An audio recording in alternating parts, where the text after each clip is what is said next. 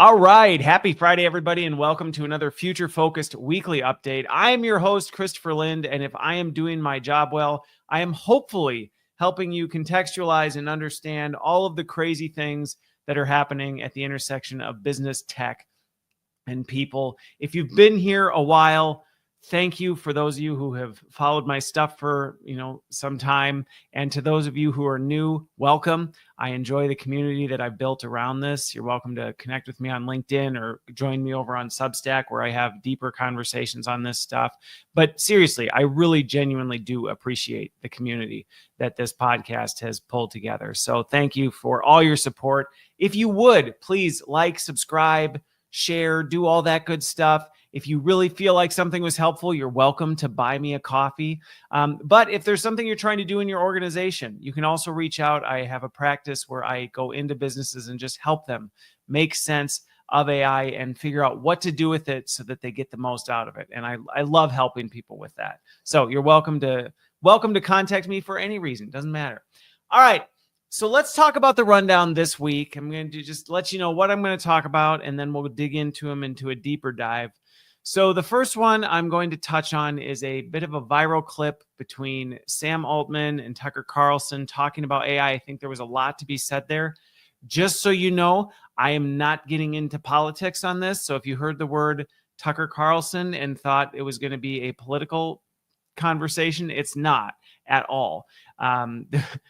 We've had enough of politicking, and there's enough politicking going on, and that actually has nothing to do with it. But there's some insight to this video I want to unpack. The other one is Anthropic released a very, very detailed economic index with a lot of things. I want to break it down because there's a lot there and help you know what kinds of things should you be thinking about based on what we see in that. But I'm also going to encourage you to go check that out. Then the other one was a LinkedIn trending thing going on, and just something that I run into a lot with conversations I'm having. Job seekers in general, there's just a lot of pessimism right now. So I want to talk about kind of where things are at and what you can expect and what you can do about it. And then I will share just a brief example of a positive use of AI that I recently encountered. So I think that's it. If you want to see where the timestamps are, you can see that down below and you can jump to those sections. But I would encourage you to stick around for the whole thing because, hey, these are fun. These are fun to listen to, or they're fun to record. Hopefully they're fun to listen to. You can send me feedback if they're not, and I'll try and, I don't know what I'll do. But I'll figure out some way to do it because I do these for you, not for myself. Okay, so let's start with this Tucker Carlson and Sam Altman clip that's making its ways around the internet. And there's about a 90-second portion of it specifically that's really grabbing people's attention. And in it, Tucker's asking Sam about, hey, are you concerned at all about the big moral concerns, and things like that as it relates to AI? And Sam says, no, I'm not. I'm really more concerned about the details of how people are interacting with the models and thinking about all these things. So there's that. And then it's kind of pushed with a follow-up question of like, well, how do you govern or how do you decide what's right or what's wrong? And Sam says he kind of waffles on it. And then he goes, well, I guess probably just kind of how I grew up and what I saw in my life. And here's the thing. As you can imagine, people are going bonkers over it. And I do think it does reveal something about not just Sam Altman and OpenAI, but it's consistent with what I'm seeing throughout big tech right now that I think it is important for everyone to be aware of, because there's so much out there saying AI is magic. It's smarter than 1,000 PhDs. It knows everything. It's neutral, right? It's neutral. It just does, whatever. And this clip does highlight that that's not true. And not that, let's get mad about it or let's, ban open. No, that's not the right response. It's a matter of recognizing this is what we're dealing with. Okay, these are the waters we're swimming in. So OpenAI, the largest AI and probably arguably one of the most powerful AI models out there, and don't take that the wrong way, but you know what I mean, right? It's a big player, and it's being led by someone who really isn't all that concerned about the bigger outcomes, the bigger risks associated. He just wants to make sure it works functionally, in the weeds, which means that kind of big picture lens is not necessarily part of the focus, which that is why I am convinced we're seeing these risks pop up of like, oh no, people are like becoming dependent on it. Oh my gosh, people are being talked into doing these terrible things with AI. It's because those things aren't being considered on the front end. It's just like, well, let's just figure out how to make it work for people, and hopefully it should work itself out. And that honestly that's backwards thinking in terms of business strategy. Any good business leader would tell you, I certainly would hope they would tell you, that you start by saying, hey, we need to define the big picture and the big concerns and the big risks and our big guiding principles, and make sure those are locked in place. And then we can focus on this. That, I think, is how you should approach something, especially something as big and impactful as ChatGPT. And to be fair, I know he never expected to do this. And I think this is also indicative of a technology and a business leader who got kind of rocketed into a position he really was ill prepared to handle. So this is not a, condemn Sam Altman. I think what we're seeing is just the reality of the way this whole thing played out. But I think we need to be aware of that. And first of all, one, if you don't agree that you need to have these kind of big guiding principles and frameworks, I would challenge you to re-examine that. Because if you don't have those things, you are literally shifting the tides in the seas based on whatever. Something bad happens and you move over there, or something, pops up here, you shift for that. And this is what we're seeing with OpenAI. It's a game of whack-a-mole. So one, recognizing this as a learning opportunity, of teachable moment, this clip revealed like, hey, if you are a business leader or you're looking at moving into leadership, this is how not to approach big corporate strategy. Creating a product that you want the world to use. You don't only focus on it, especially as the CEO. I think that was another thing that not concerned, but it was just a teachable moment from this is, if you're the CEO and what you're losing sleep over is the nuance of the details of how people are interacting with your product, not that at the CEO level you don't care, but even the way he described it, it's clear he's still getting into those weeds and thinking about that and working on that, instead of going, hey, I'm the leader of this organization, I need to be focused on these big macro guidelines and trends and things like that, so that I can make sure we're steering the ship and avoiding icebergs. So I think this was very revealing in all of that, and something that we all, if you're a leader, if you're an organization if you're an individual who uses OpenAI, you need to recognize that is not their primary concern.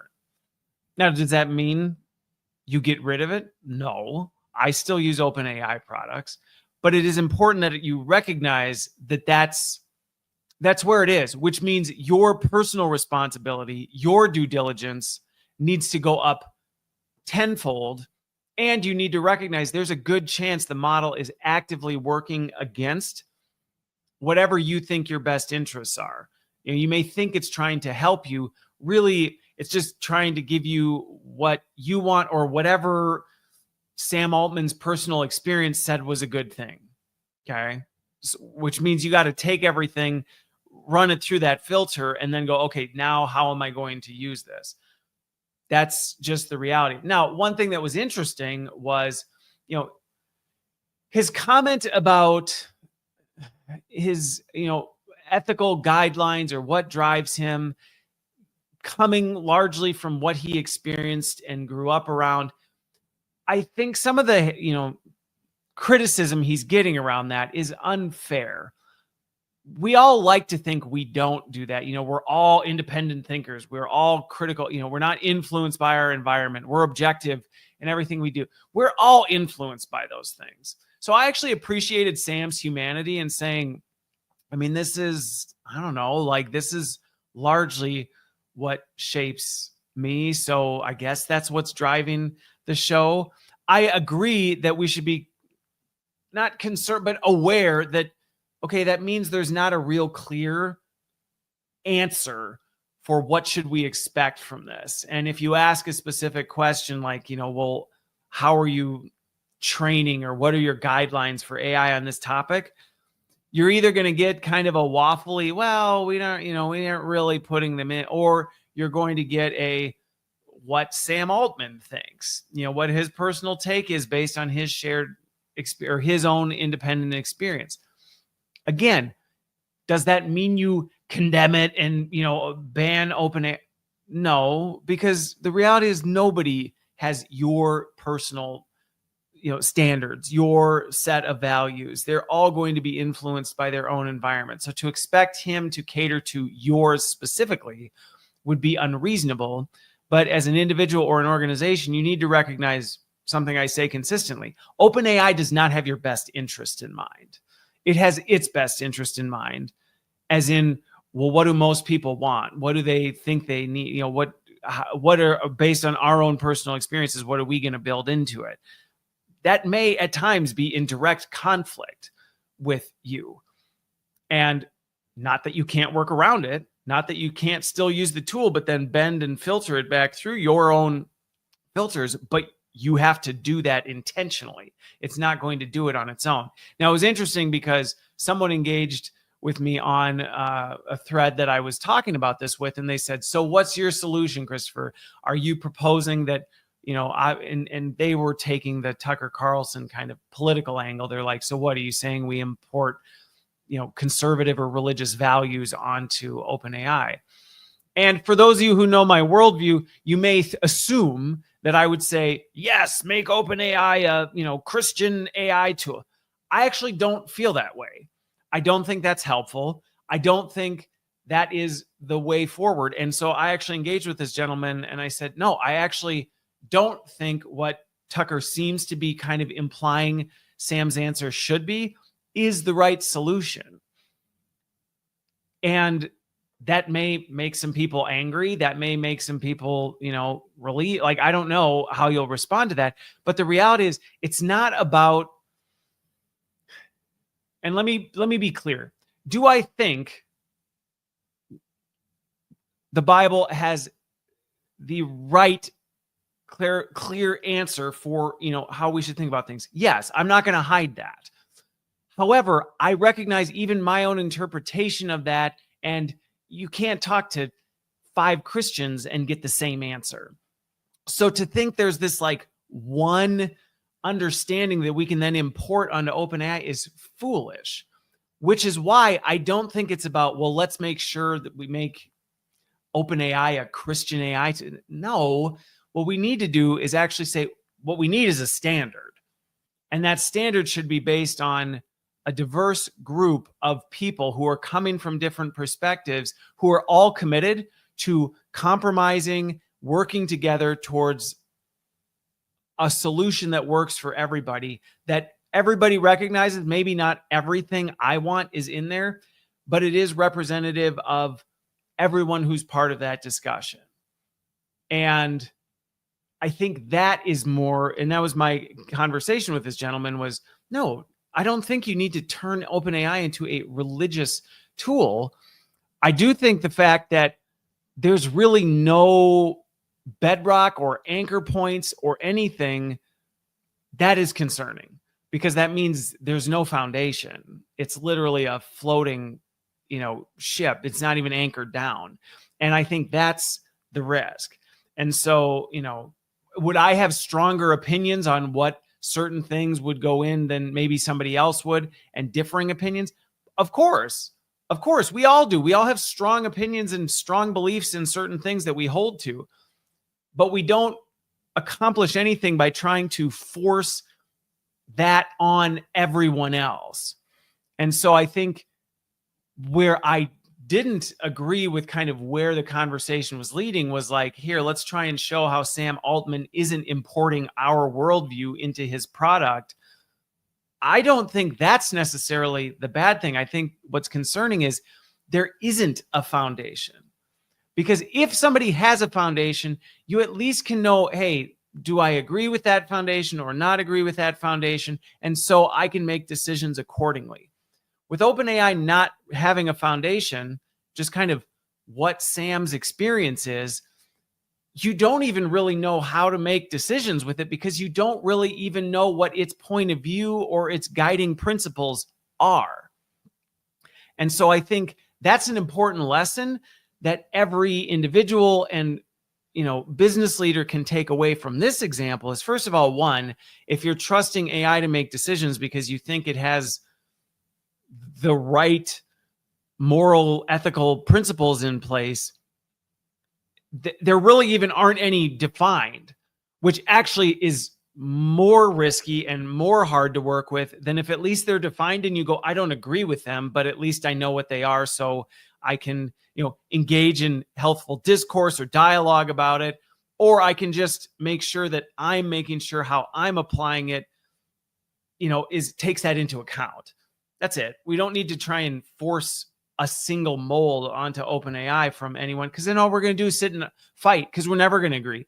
Even people who think they're on the same side can't agree on anything. So it's a foolish task to try and import a single version of that and force OpenAI into it to then what? Force that on everybody else? It doesn't work.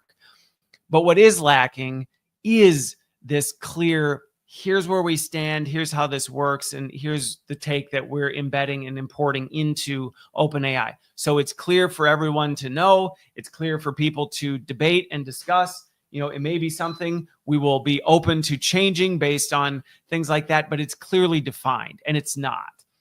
And so as you think about that as an individual or a business organization team leader, I think what you're seeing, some of the things you're seeing with OpenAI, some of the problems they're having, is a direct result of this. And this isn't just about worldview or AI tools. I'll give you a practical example of where I see this go wrong all the time in organizations. You talk to most organizations, they'll tell you they have a leadership problem. We have a leadership problem. Our leaders aren't leading well. They don't lead. They don't, they're not great leaders. And if you tear that apart and go, okay, what is a good leader here? A lot of times you won't get a direct, you'll get some platitudes, some generic fluff, whatever. People will actually literally start arguing in the room over what a good leader is. And you kind of look around and go, okay, so you haven't defined what a good leader is. Have you even told your people what is expected of them or what good leadership looks like? Because if you haven't even defined it, what are you telling them? And then, you'll see some of the stuff they're doing, and it's just kind of like generic leadership stuff, kind of leaving everything up to whatever anybody's interpretation of that is. And then you wonder why you have a leadership problem. Well, there you go. And the same thing is true with what's happening with OpenAI. The same thing is true with every individual, every business, every leader. You have to clearly define, here's where we stand on things at the highest level. We recognize there's not lots of room for interpretation and application. We're not going to get into the weeds of a work instruction that goes through every single detail and every possible thing, but we're going to figure out what are the highest degrees of guidance that we need to have. And then we're going to clearly define what those look like, lay out the expectations for those. And then we're going to ensure and hold ourselves accountable to make sure that we don't cross those lines. Because if you don't have them, there are no lines. You don't know where you're moving. You don't know what direction you're going in. And I think ultimately that's what I walked away from the viral clip that many in the conversation don't seem to be focusing on. It's turned into a political argument over, Tucker and Sam's politics views. And it's like, that's not helpful. We need to focus on these other things because, again, you can't expect OpenAI to accommodate you. It's going to accommodate what it defines, and then you need to figure out how you work with that. So, if you've seen the clip, you can go ahead and watch it. But I just broke down what some of the biggest things are. And I think what some of the biggest things that are being missed from that conversation and what everybody can do with it. And if you're somebody who goes, boy, Christopher makes a good point. We're lacking this, whether it's leadership, whether it's our business strategy, whether it's what we're doing with AI.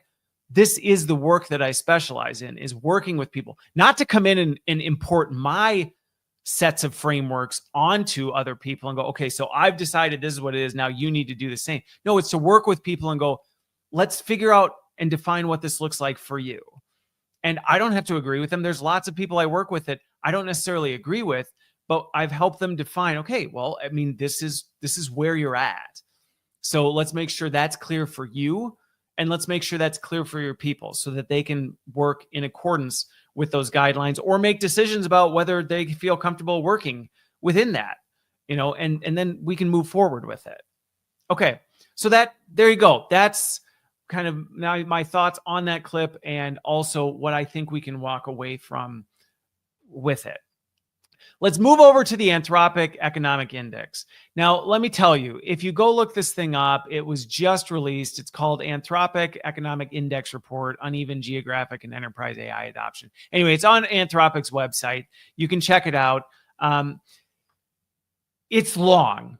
I will tell you that. It is a long index report. Lots of charts, lots of technical jargon. There's a lot of stuff. Now, I don't tell you that to discourage you from going and checking it out. I would encourage you to go check it out. Go see what it has to say. Go dig in deeper if you want to do that. Fact check me on this stuff. I don't mind at all. And there are things that I'm very open about, the fact that I'm not necessarily here to go, here's exactly how you should think. I'm going to share with you how I'm interpreting what's coming in and sharing the considerations I am pulling from some of this and some of the unexpected things that I'm seeing so that you can think about it and you can make a decision.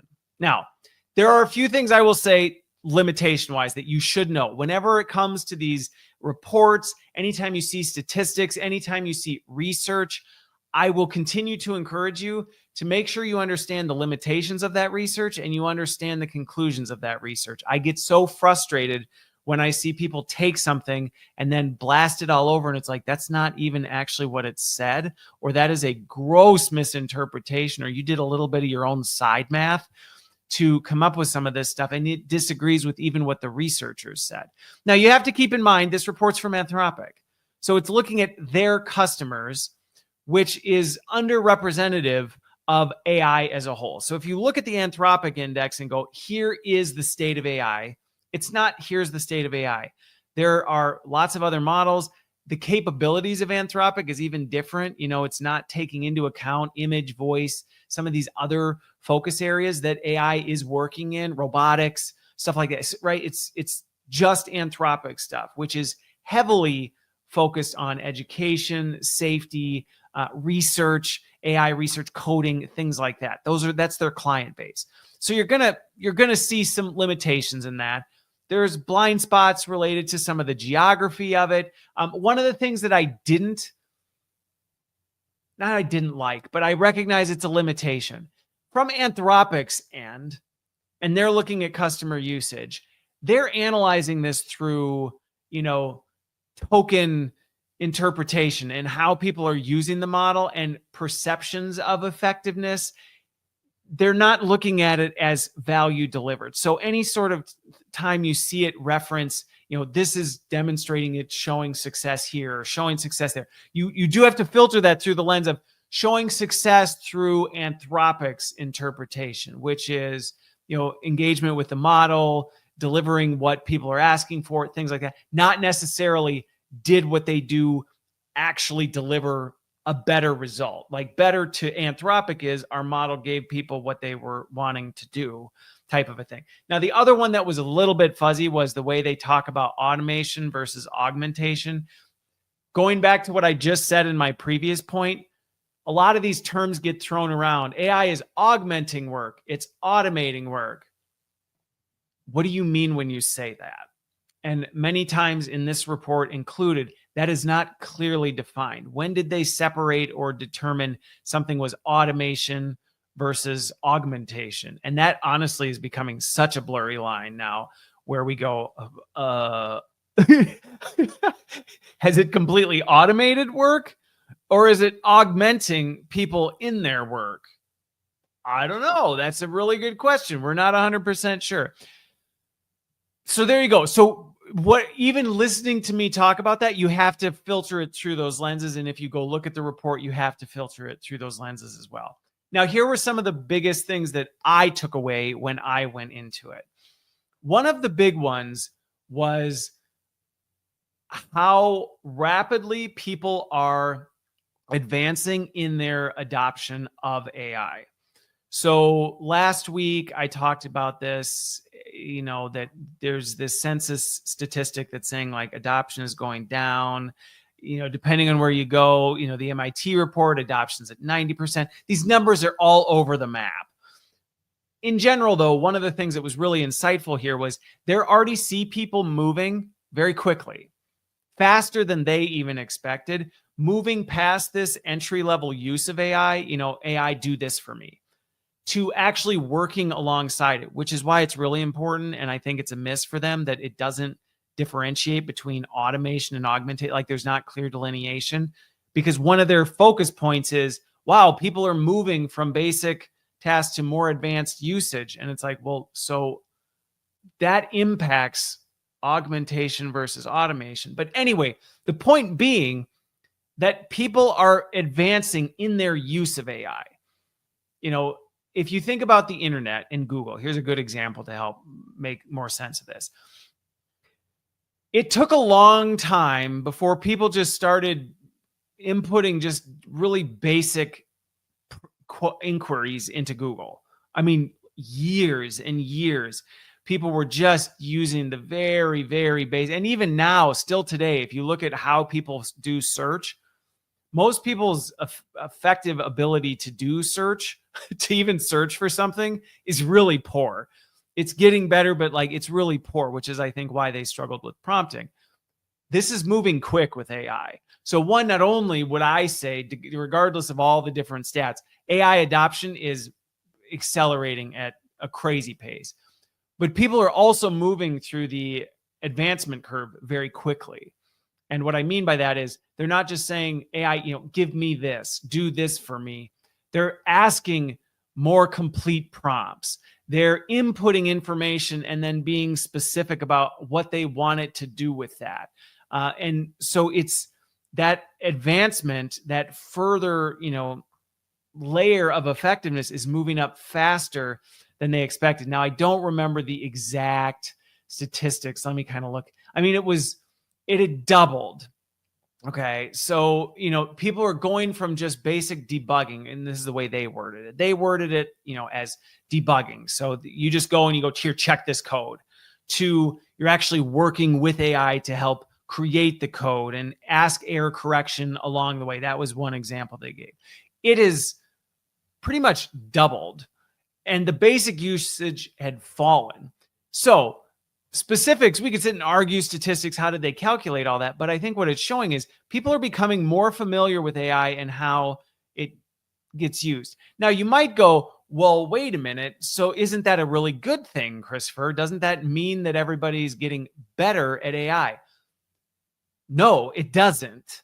And I think, if anything, this is reason for concern for organizations, individuals, leaders as a whole. Is going back to what I said about Sam Altman in that clip, is we have largely not defined what effective AI use is. We have not defined it. So are people getting more advanced in the way they're using it? Yes, that's happening faster than I think anybody expected. That is actually even more concerning when you take into consideration we really have no definition of what effective is. So they're getting more advanced, but if you think about something, let's just think about like a skill you might pick up, I don't know, woodworking, or, some sort of sport or weightlifting, whatever it is. Let's use weightlifting. If you have bad form, but you're getting better at lifting heavier weights with your bad form, that's actually more dangerous now. you're increasing your chance of injury, of developing like habits that reinforce and amplify your bad form. So the fact that it's moving faster than we thought, people are becoming more advanced, and we still don't have those ground lines of this is what good looks like. Let's make sure people are conditioned and trained on effective AI use. What we don't know is they're getting more advanced at what? And that's largely being defined by whatever that is working, whatever they're doing, whatever all this other stuff. So those of you who have listened to me or know me for long know this is exactly why I created my AI effectiveness rating, why I work with people on saying, hey, you need to define these things. Like you need to define what good looks like, because if you don't have this, yes, people are moving up the adoption curve, but you have no idea if whether that advancement is introducing more risk, causing more problems, amplifying more of your issues, or if it's making them better. This also goes back to the other thing that I do with companies all the time is make sure you're focusing them on the right things. We just assume that people are just doing the right things, but we haven't defined what they should be doing. Well, now they're advancing in whatever it is they're doing. But if you don't know, that could be a really good thing. That could be a really terrible thing that I think everybody should take seriously. And again, not just because Anthropic said this, this is consistent with what I'm seeing all over the place. You know, people are advancing forward, but if you ask the question, advancing forward with what, and how do you know what they're advancing with is adding more value or not introducing more risk? It's met with a lot of like, ooh, I'm not really sure. So all that to say, though, I think one of the positive indicators with this is as people are moving and what companies and individuals are discovering, going back to this automation versus augmentation, is AI does support a better solution when you are actually using it to augment what you're doing. You know, if you're not just saying, last week I talked about the KPMG 100-page prompt. They design that in a way where they go, this isn't designed to be a one-shot thing we run our companies through, you know, our clients through. No, it's designed to be something that then we have people working alongside it to make sure we're doing the best that we absolutely can. And I think that's an encouraging thing from this report, that we're moving. Well, actually, I take that back. One of the things from the report that I actually think was concerning, okay, so here's another takeaway from it, is that there is a lot, and I would argue this is the right path, that augmentation is better. And I think even if I remember from the report, it actually does indicate from what they can tell, there's diminishing returns on automation. You know, it gets to a certain point and it just doesn't get better. It actually gets worse. You know, you start over automating and it actually produces a negative output. That was one of the interesting things that came out of it, was they were even like, whoa. And the reason they were going, whoa, was because companies, despite the fact they're saying it's about augmentation, they're saying it's about, you know, people working alongside machines, that's not matching their behavior. Many companies are leaning towards automation. So yes, the people in the organization, yes, the ones who are leading AI well are focusing more on augmentation. The majority of people, according to this thing, are just jumping to the, hey, like, let's just automate it and trust AI to do it. And that was one of the alarm bells that was ringing a bit, was saying this actually doesn't lead to better results. In fact, we see diminishing returns. So this will contribute to one of my next point that I'm going to talk about, not related to this topic, about the fact that, yeah, the job market right now is not looking really great. And a lot of people are struggling because companies are over automating. They're jumping towards automation. And so if you are a business leader, first of all, one, if you're an individual, that should make you go, I better start really making sure I'm focusing on getting better at augmentation, getting better at knowing how to use AI, getting better at knowing, how I drive better results, and actually measurably better results, not just more and faster type of a thing. But because this is where we are right now. Now, do I think it's going to course correct? Probably, but we're in the stage right now where automation at all costs is kind of the thing. Well, that means we need to pull that back. and we need to be aware of that as individuals. But as business leaders, this report is kind of a warning call going, hey, be careful. Like this, the data doesn't show that produces better results. We see diminishing returns in this. When you just straight automate, you get a lift. And then the more you over automate, the more that lift actually starts to reverse. So it's not just, oh, just get to this point and then it kind of flattens out. It's like, no, you get there and then it starts dropping off again. So if you're a business leader now who's responsible for making decisions, who's trying to decide where to use AI, there is enormous pressure to automate. Enormous pressure to automate. This report would say, not the right path, not the path you should be moving on if you want to see success. Yes, it's acknowledging that's what people are doing, but it is not saying that's what you should be doing. And I think that's one of the things that I'm seeing misreported in here is that, similar to what I said, people are taking things and then broadcasting it. They're going, see, Anthropic says AI is automating all of it. Yes, it's acknowledging that is currently the treadmill we're running on, but it's trying to draw attention to that to say this is not the path forward. So I'm going to really amplify that point because it's the same thing I'm seeing. I'm having to walk business leaders back from a ledge and go, whoa, whoa, whoa, whoa, whoa, whoa. Like, nah, this isn't about just seeing how you get AI to do everything. It's about figuring out how you lean in and do augmentation right and equipping your people with the right tools to be effective, and then clearly defining what you're trying to get them to do to make sure they're on the right track, and then measuring and assessing along the way.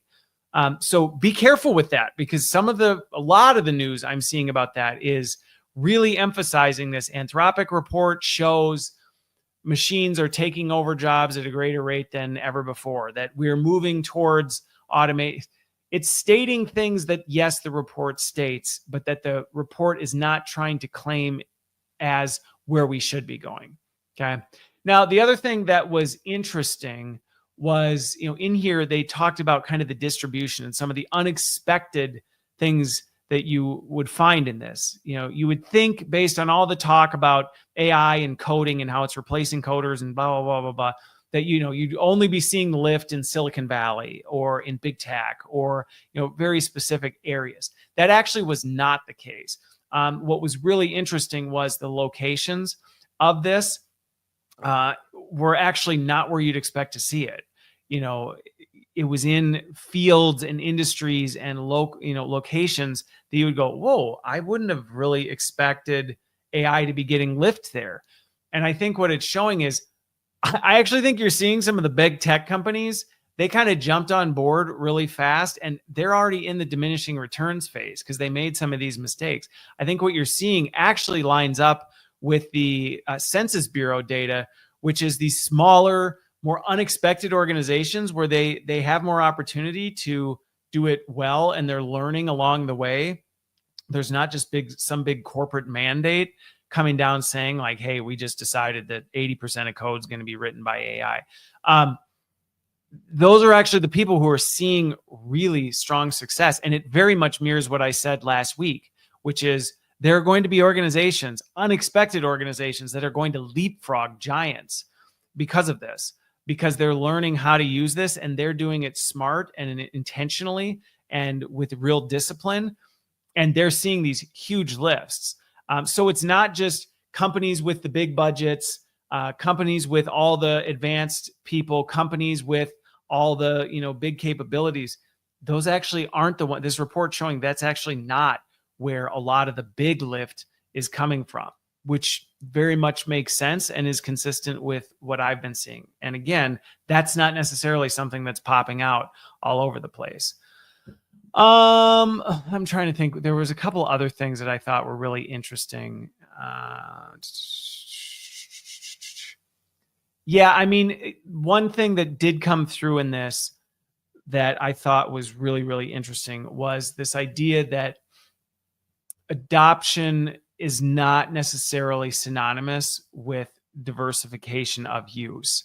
That's where you'll see things like the MIT report saying there's 90% adoption. Okay, well, there might be 90% adoption as in people are just engaging with a chat bot, but that doesn't mean they're adopting and utilizing it in really unique, important, impactful ways. And I think this just further, and that's clear through this report, that you see that, whoa, adoption's actually all over the map depending on how you're measuring it, which is why when you hear adoption metrics, you really got to ask follow-up questions like, well, what adoption are you assessing? How are you measuring that? What do you mean? And that's why you'll see things like, well, why does the Census Bureau say it's dipping and it's only like 10%? MIT says it's 90%. Well, it's because of how the question's asked and how people are assessing what does adoption mean. So just be really careful with that. And if you're making decisions based on that, or if you're feeling left behind as an individual, if you read the MIT report and said, wow, 90% of everybody is effectively using AI to augment their work. No, that's not what that means. It means that maybe 9 out of 10 people are asking ChatGPT or Gemini a question here and there. And that's adoption in the sense they're using an AI tool. That doesn't mean that they're using it effectively, which, just going back to some of the things I've said before, this is exactly why defining AI effectiveness, defining what you're trying to do, defining what good looks like matters now more than ever, because this adoption curve is moving really fast, not just like using the tools, but how the tools are being used. And then the last one, and then I'll move on, was just this really big point. I really want to emphasize the diminishing returns on context. There's this persistent belief around AI that you just give it more data, ask it to think longer, give it a bigger, more comprehensive prompt, and you will get a better result. AI will do better. And that's not true. And I think it was months ago that I said this, when I can't remember if it was Apollo or which research firm came out, but I'm like, how is nobody paying attention to this? The models just drop off a cliff in terms of effectiveness when they're asked to think too long or they're given too much context. You say too much, you assume you're going to get a better result. It's actually about what is exactly the right amount that it needs to do its thing, and how do you get it to not overthink? Because if it does, its effectiveness falls off a cliff. And so that is something every individual, every business, every leader needs to take into account. Because if you are becoming over dependent on this and just assuming, well, if I just give it more information, if I just share more with it or tell it more of what to do or am more detailed in my prompting, it's inherently going to give me a better, more accurate, more effective output. That's actually not true. In fact, the opposite is true. And the report made that very clear. So if you have a corporate AI strategy and your thing is like, let's just dump everything in there so that we get better stuff. Actually, no. Specialized AI and specific applications of it are proving to be more effective, with the caveat, and I think this goes back to the MIT report, you got to be doing it right. If you're just going, hey, sweet, specific use case, we gave it a specific use case through all our data on that specific use case and then wrote a prompt and we're trusting it to do things. Not the right approach. In fact, that might, burn the house down if you're not careful. Okay, so there you go. Those, to me, were the things that stood out the most out of this. I would welcome, hear from you if you take the time to look through it. If you want to challenge some of the things I said, if you have further questions, by all means, reach out. Let me know. I would love to hear your perspective on that as well. The last two, I'll just be relatively brief on. The one on the pessimism, the job seekers fighting pessimism. So for topic number 3, really the headline with this came from a Washington Post report that was just talking about the fact that, kind of the only good news there is in the economic standpoint and the, job front is that employment is stalled and not in a total free fall.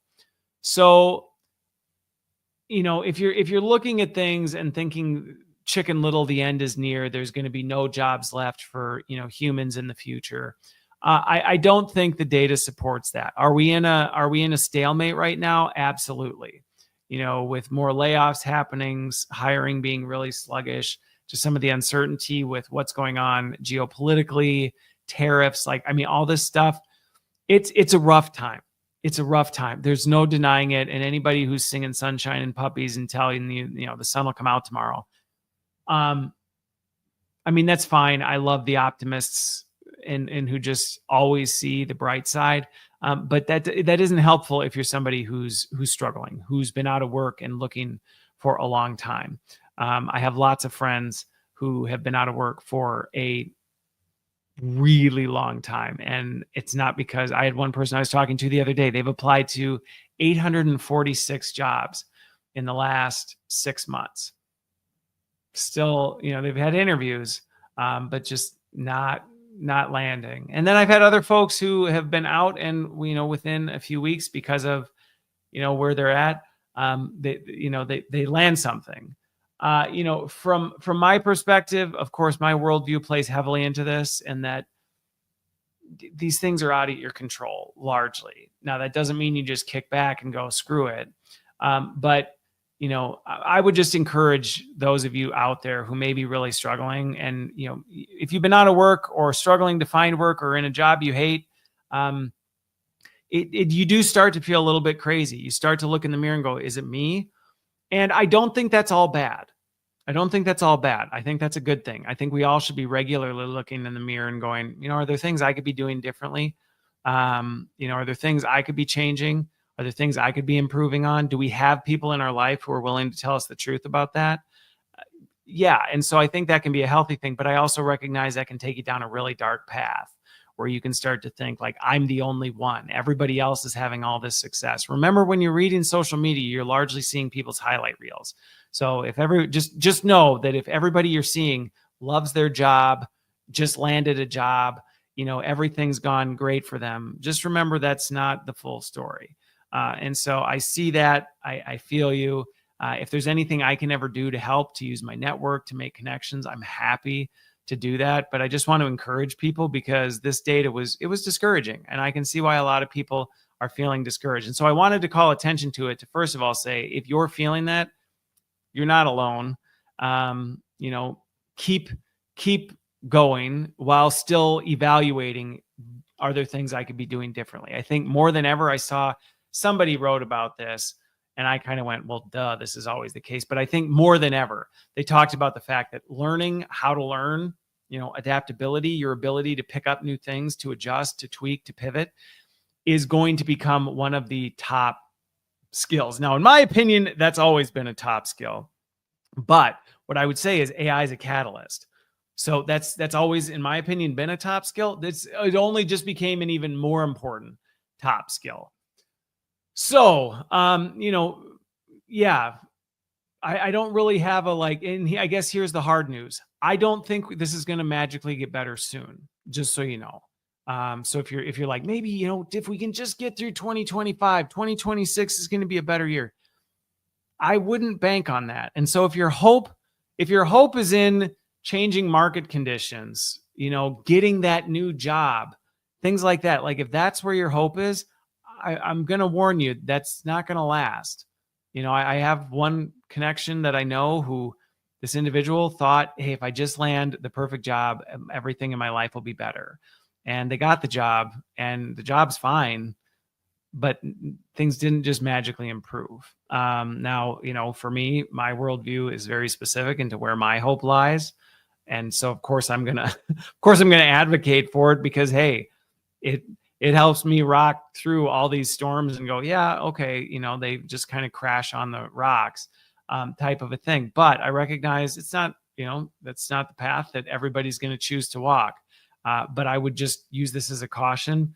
Don't think that 2026 is going to fix this. If we just get the right political leaders in place, if we just get the right legislation in place, if we just get the right economic things in place, where it's all going to get better. It's not. This is just kind of the nature of where we are. And are we going through a rough spot? We are. And I think acknowledging that allows us to at least grieve and wrestle with it, and then go, okay, but now what are we going to do about it? And I think that's my message to everybody is, if you're in that spot, it's okay to grieve. And if you see somebody who's grieving, don't walk up to them and tell them the sun will come out tomorrow. And, don't. Just sit with them, hear out what they're going through. But if that is you sitting in the ashes, sitting in the struggle, my encouragement to you would be take the time you need to be there for a little bit, but then make sure you're focusing on climbing out of that, because you can't stay there forever. The world will continue spinning, and you got to figure out how and what you need to get back up. And it really is not about how many times you get knocked down. It's about how many times you get back up. So with that, I'm actually going to skip the fourth highlight because I actually have some things that I need to get to today. And this has been a little bit of a longer one. The Anthropic stuff and the Altman clip took me a little bit longer than I want to. And your time is important to me. So I hope that you found this helpful. I hope you gave you some perspective on some things that you're wrestling with, that you're seeing. And yeah, I would encourage you to reach out. And if you need help, please let me know. This is too big. There's too much going on to try and wrestle this alone. And I will say, as a kind of a concluding thought, the pressure right now and the promise of AI is that you don't need anybody. You can do it all by yourself. You know, you and your chat bot can handle this. You can't. Your chat bot is just another version, a mirror image of you. And it seems it can give you the impression that the two of you together can figure this all out, but you can't. You need other people. You need others to help you get through it. And so don't fall into that. I talked to an organization this week where I said, I think one of the biggest risks, companies have spent billions of dollars trying to bust silos in their organization. And that's going to become exponentially harder as each individual becomes a silo now with AI. So don't be one of those silos, because not only might you just burn yourself up, at some point they're going to send in some bunker busters, and you don't want to be on the other side of those. So with that, I hope you have a great rest of your week, a great weekend. And as always, as far as I'm concerned, I will see you on